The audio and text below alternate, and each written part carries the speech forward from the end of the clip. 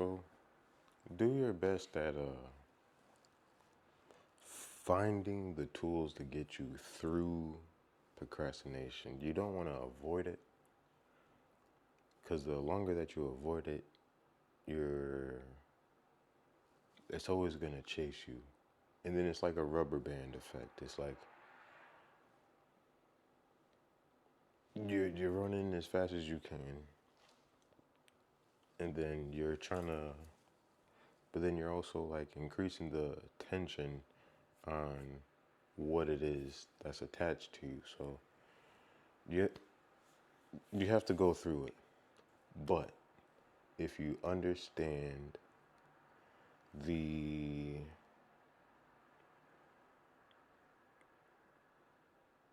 the signs that let you know that you're headed that way, then you can just implement,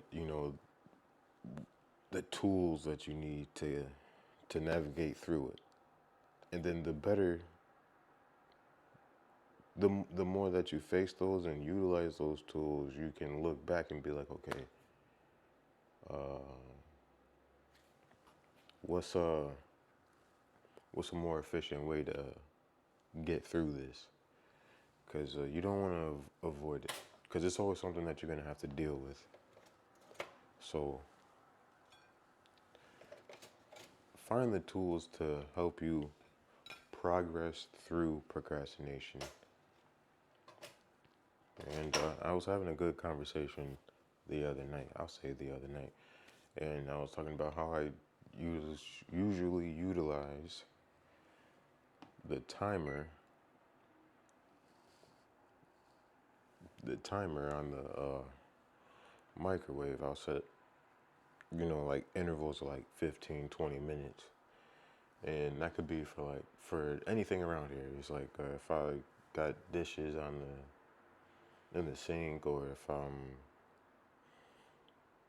being lazy about something, it's like, all right, let me muster up the will to dedicate 15 minutes of getting through this. And then next thing you know, you done did it in 10 and got 5 minutes left over to spare.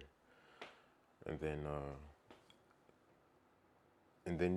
you've began your momentum. Thought I had something crazy on me. And you want to maintain it. Um, and using a timer could be a tool, or you can, progress yourself into being able to manage that time on your own. Um, Always, either way, as long as you get the thing done, you're good. But don't procrastinate too long, because it can range for however long. Like, I've taken up making music as like a art form, like how people like to paint. I discovered that I really enjoy the process of recording and producing and doing all the like intricate things that you do, like making the cover art. Even though like mine right now is like super basic,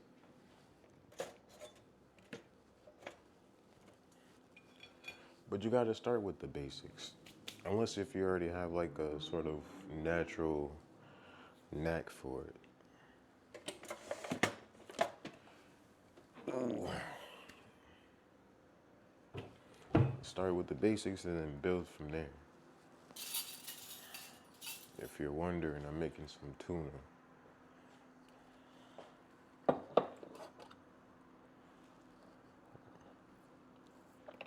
Um, yeah, always start with the basics and establish the fundamentals, and then build from there. Understand it's going to take some time, and understand that you're going to resurface some old feelings, like the first time you started learning how to ride a bike, you was trash.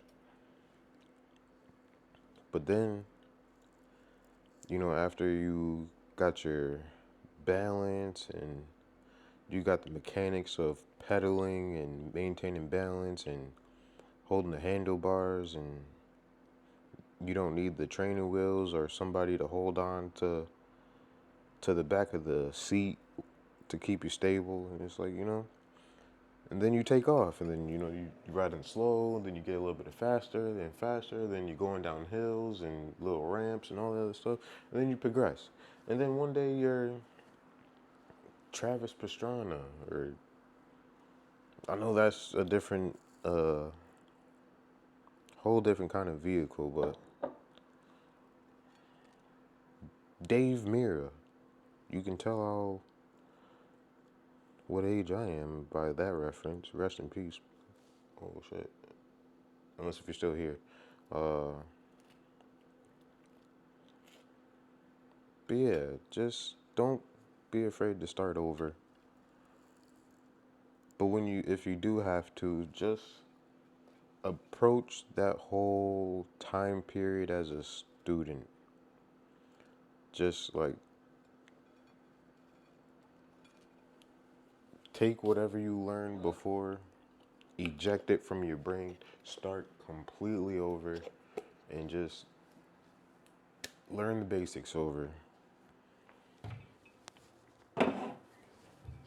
And then while you're learning the new stuff, while you're relearning, you can compare what you thought you knew to what you're learning, and then, just go from there.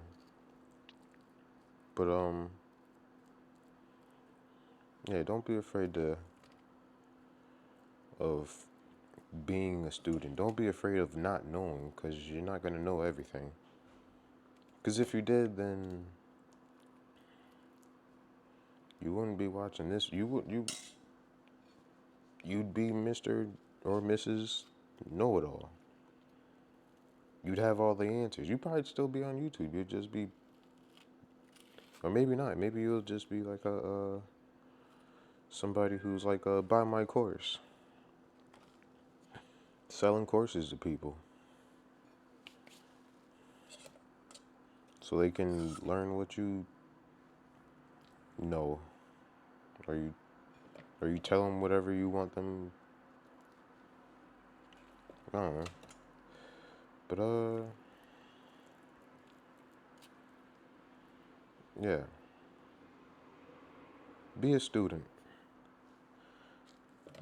and then be a king or a queen, if that's your thing.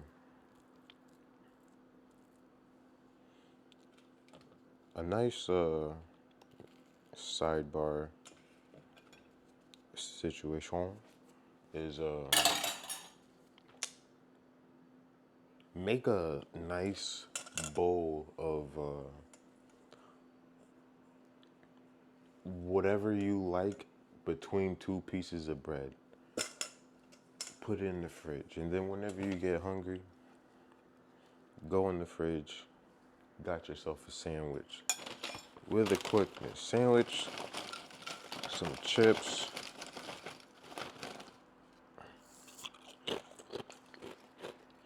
some juice,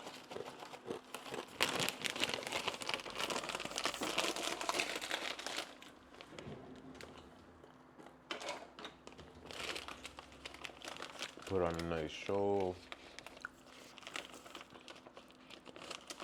or a video or a podcast. That's quality.